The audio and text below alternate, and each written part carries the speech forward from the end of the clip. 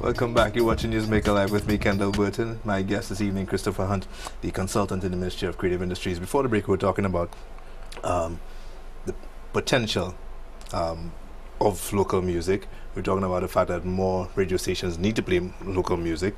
Some of them have already begun. We were talking about RSL with the Island Beats every Thursday.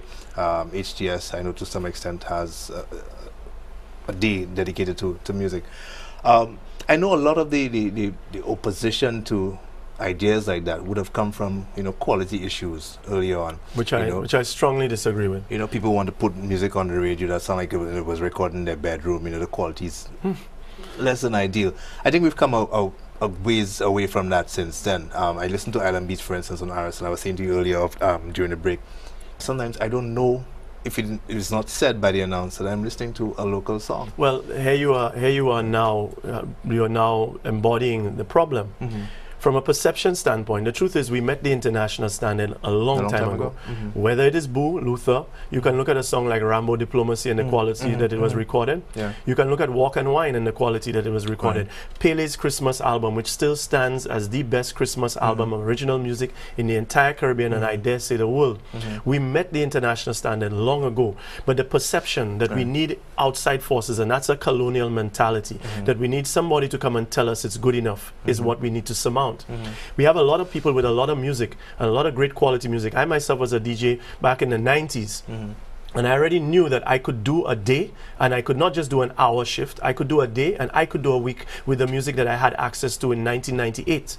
So right now, in 2015, I'm sorry, but I can tell you that I believe I could play quality St. Lucian music for an entire week non-stop without any breaks. I don't even need to put commercials in. I know the music is out there. I've heard it. I've seen it. I've been in the background to develop some of it, and I've been in the foreground to try to promote it. However, the perception of a lot of times that you hear songs is it's not St. Lucian, is you think about what you're saying. You're already starting from a we're not good enough standpoint. And we already met that standard. The problem is, if I took Boo Hinkson, for example, and had him living in California, and you were seeing him in magazines, there would be that regal sort of reverence for him. But because he's down here, if they say they bring in Santana for jazz tomorrow when they launch jazz, because I don't know the lineup, right? Everybody be woo! But the fact of the matter is, Boo is not only on that level, but in many ways far superior. Boo Hinkson had a Christmas song that is on charts in New Jersey, in the Midwestern United States, right? Semi Warner Francis also had a Christmas song, well received in the States, but did not get any airplay down here, right? In the meantime, Trinidad songs like Santa Send Me got a lot of airplay. So we have some work to do, but the truth is that it really is a perception. The reality is totally different. There is quality music here in abundance. There are a number of artists. I'm sure many people don't know KO's whole album. They don't know Teddyson John's whole album. I'm sure they don't know Ace Irvin Lochter's whole album. Right? They may get one or two songs played here or there, but there is quality music. When I looked at myself, I had a #1 song for 2002, Maliwe. When they came to play the top calypsos or whatever, I wasn't there, but I am acknowledged as a number one song for an entire year, right? I have songs that I, for example, have written 67 songs on charts, but they fly under the radar because that's St. Lucia. And there are a number of people who have done great work, and they aren't given their just desserts. When a man like Invader, you travel to New York with Invader, and when you get off the plane, I'm telling you, Invader is the equivalent of Sparrow for Trinidad in New York. But down here, we want to Papi Show the guy and declasse him along with Pep and Herb Black. When Herb Black had his song Suzette, is a very big song in, of all places, Germany. Right? Level 4 with In Her Life and so on. The guys from Miku have great songs that are on charts all the way in Switzerland. Right? Emran Henry has songs and charts in Nigeria. Right? Aisha Gustav has songs and charts in Nigeria, Hawaii. Right? But what are we doing? And the point is, the question was always being asked by me. I was one of the chief people that was always complaining. So people say, well, why aren't you out there agitating? Because they told me, well, look, you're going to put up or shut up. Now you have the opportunity to make a difference. Go out and make a difference. And I agree with people. We can't do it fast enough. I wish we could do things much faster. Believe me, I'd love it if the Prime Minister didn't have a trough last year. and could turn around and give me $5 million and let me go out. And because I always say I can do more with $50,000 to inspire a nation and create intellectual properties than most people can do building bridges for 50 million. That's just me. But again, we take the small bites that we get. Very happy for the Office of the Prime Minister for including us for the second time around in independence and taking it to another level. Let's talk some more about independence, because the Jeté Dance Festival or competition that you had before, you're taking a different approach this year.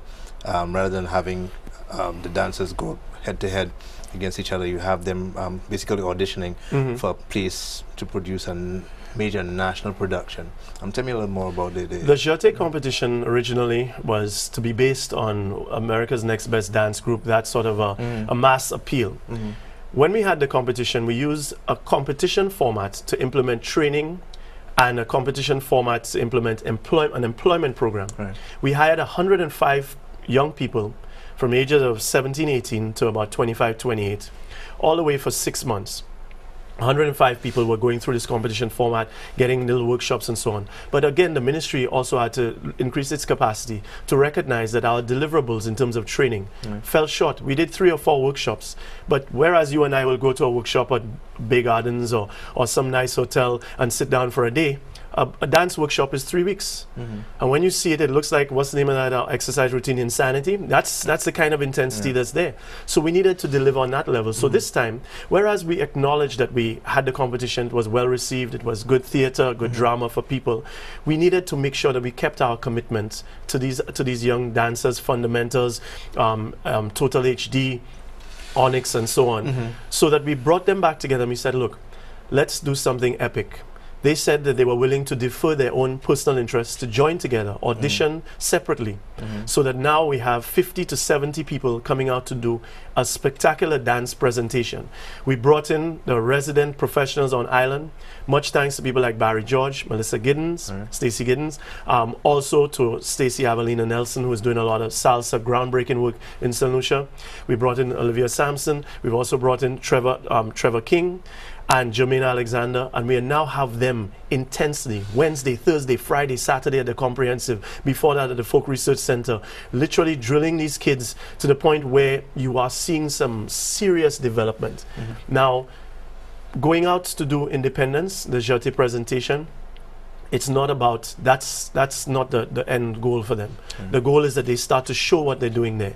But then we can look at things like jazz, where, for example, I was trying to see if we could have gotten, when P Squared was dancing, that we could have had 105 people in front of the stage with a coordinated dance piece. We now have to think in new dimensions. People like Jalim Yudovic as a sculptor, we're now looking at having an open art exhibition at the top of Fort Rodney. We now have to think in all these different dimensions, and the creative industries allows us to do that. We had what I guess the word is somnambulant Independence Festival. Independence was just an observance. You and I know what independence was.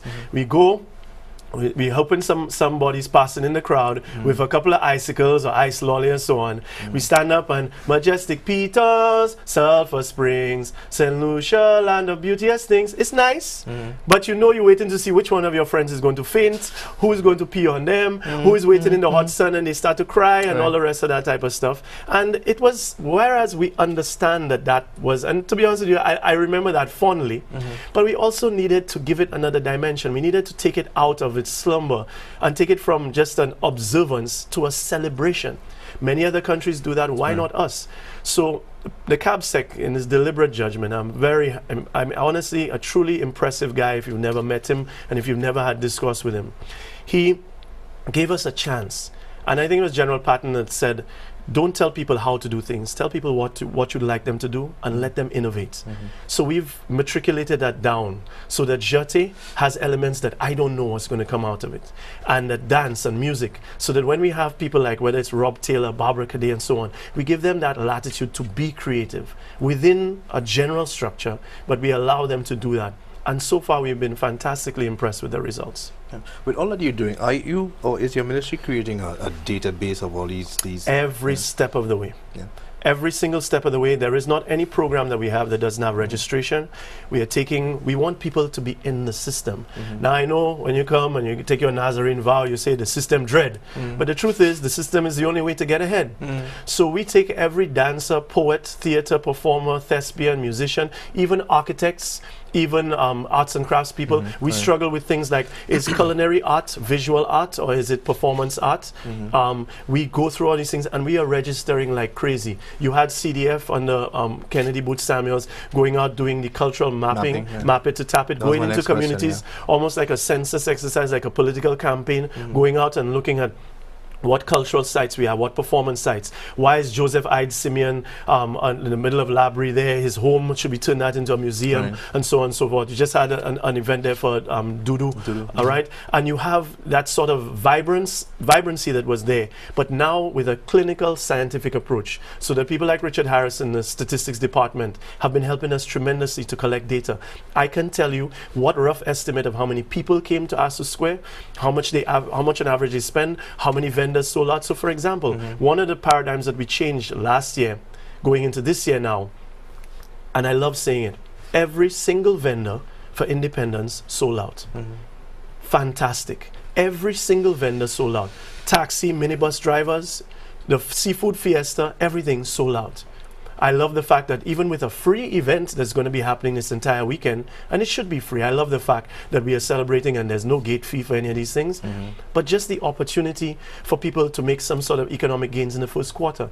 Carnival was moved from February to July. Right? The original Carnival was originally Emancipation Day. The colonialists brought it to February, and now it's gone back to July. The economy, let's face it, generally stagnates between January and Jazz, right, which is May, because there is nothing entertainment-wise to drive that. We also have to respect Lent. But in that, independence allows us to do certain things. We can showcase new artists, new dancers. We can see new poets. We can vet and we can see, for everyone to judge, arts and crafts, ceramics, madras, wop duet, all of these different facets of our culture. So that all of these things combine now. And the best part is we don't have to pander to an American audience, Guyanese, you name it. We now can just do this for ourselves. And remember what I said earlier, changing the perception that St. Lucian is something to apologize for. Being proud 100% without apology. And that is the creative industry stance, and we are actively pushing that. So, again, not a somnambulant event anymore where everybody's just in a soporific state trying to fall asleep. I feel sorry for the Governor General and the Prime Minister that they have to go and endure some of these performances that are just sterile. Why can't they be entertained too? Why can't they have a good time? It doesn't mean that we have to go all kakalele, but we can do things tastefully that can entertain, and there is a market for that, and we have proven that last year. And not only did all the vendors sell out, right? But we even for the first time saw in our statistics up to over 400 visitors to our shores, tourists, came to our independence. What was ours and only for us? They bought in, which proves the argument that I've been making for a long time. They don't need to understand the patois in our songs. They don't need to know what Glokoko is. They just need to see the energy and the passion with which we sing our songs, which we dance and are happy, and they will buy in. When somebody goes from the States over to Martinique, they're not going there for hamburger and fries entertainment. They're going over there to get their green fig and saltfish, as it were, entertainment, and we need to provide that without apology. We need to make our Disneyland of a mango orchard and innovate along those lines, so that when we come to I'll give you a perfect example of a nuclear holiday now, Je ne Creole. I personally believe it surpassed Christmas. The giving, the sharing, the camaraderie, the food, the travel, everything, right? Whereas Christmas is literally become almost a material thing. Right? The house to house has kind of died out, at least in the north. The south still seems to know how to do Christmas right. But when it comes to a holiday like Je ne Creole, this is ours. And without apology, we do it now. Whereas before, we used to déclasse it. So that's the direction we're going in with independence. And look at that, in one foul swoop, we've gone from doing an independence to now Independence Weekend. Staycation packages sold out. Can you imagine the hotels right now, many guest houses and everything sold out. We have tours, Martinicans coming over here in droves for our independence. We can't believe it, but we're happy for it.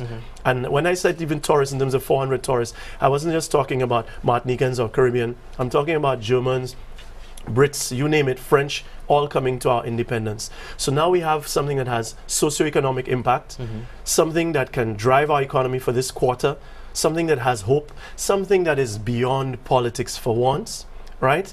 And even if people want to politicize it, the truth is it will withstand the test of time. The different leaders from different parties, different governments will all have to imbue that sense of nationalism and national pride so that no one of us owns independence.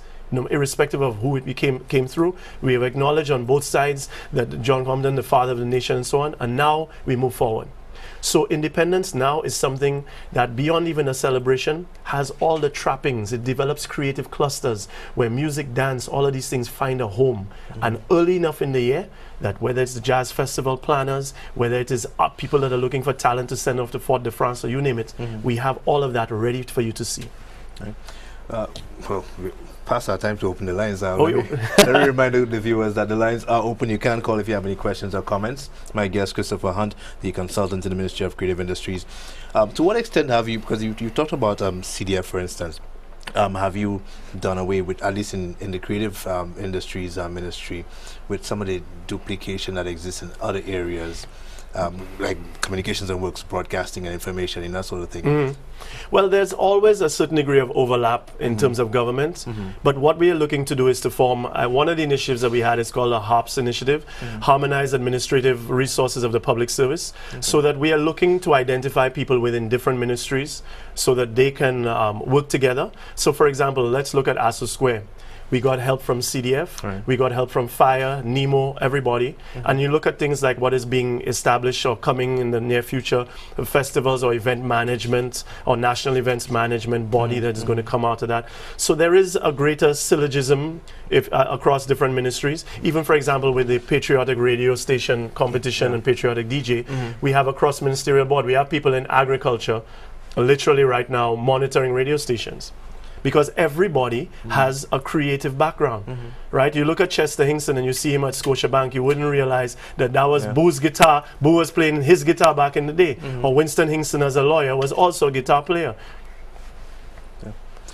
In terms of the development of the entrepreneurial mindset that you need to see in these artists in order to get the music marketed overseas, to create markets for them. What has your ministry been doing in terms of training them, preparing them to do that? Well, we developed what we call a knowledge series. We're just going through the first tranche of that in terms of we did the North, we're now doing the South. As a matter of fact, there will be one tomorrow at, is it NSDC Viewfort? Yes, we have that building. And what we, in terms of that, everything from how to form a business plan, how to treat yourself as a brand, a 1-year plan, 2-year plan, 5-year plan, and also facets like, for example, registering a business at the end of the project, at the end of the workshops. All of these things are literally ongoing. It happened today from 10 a.m. to 1 p.m. With a cohort of about 20 people from the South, and it will be happening next week as well. But we are going to be expanding in the sense that we're looking to have almost a farm system, a school, so that if you want grant aid, for example, it's not just, oh, I can sing and have a nice voice, but we can now take you and put you through a process of capacity building so that we can see that you can write a business plan, that you can register your company, that you can now make your bank deposits, and we can have that informal economy now being formalized through the corporate sector. And these are the initiatives that we have ongoing as we speak. A lot of it through the National Performance Program, which also doubles as an employment program. Last year employing 454 people through NICE and also through the ministry, but now looking to expand. We talk about collaborations between artists, individual artists locally, collaborations between regional artists. To what extent is it feasible that we have collaboration across borders in terms of governments, ministries? Because a lot of the issues that you're discussing here are probably being discussed in Dominica, in Grenada, in St. Vincent. Very much so. So what degree are we working together as a region or sub-region to deal with some of those issues collectively? Well, the barriers to that are now gone. We now can share information. I know that I can speak to the manager who produced Kevin Little Kevin Little song, Adrian Bailey, I can speak to him on WhatsApp now, so I can get advice from him.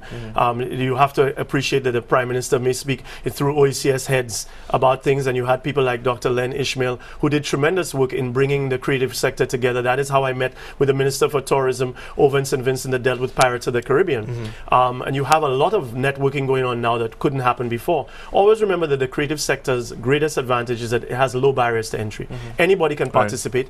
Everybody can be a critic because we all consume the music, the dance, the visuals of television and so on. So we all have some degree of input. And now the fact that we can interact in real time means that we can speed up and do many things that other sectors take a long time to do.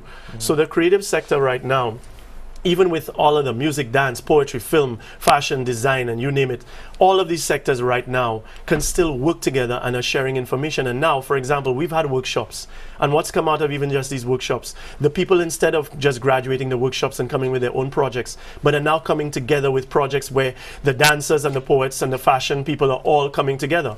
And all of these things it's a nice bouillon, it's a nice mix, because the one thing about creative people, for them to do what they're doing, they have to have a passion for it, and they have to have their own internal hope and positivity engine, so that when you get them together, like you'll see at Independence, it's a beautiful thing. Okay, let's take a break. When we come back, we'll take some calls, hopefully. The lines are open if you have any questions or comments. This is Newsmaker Live. My guest, Christopher Hunt, the consultant in the Ministry of Creative Industries. We'll be right back.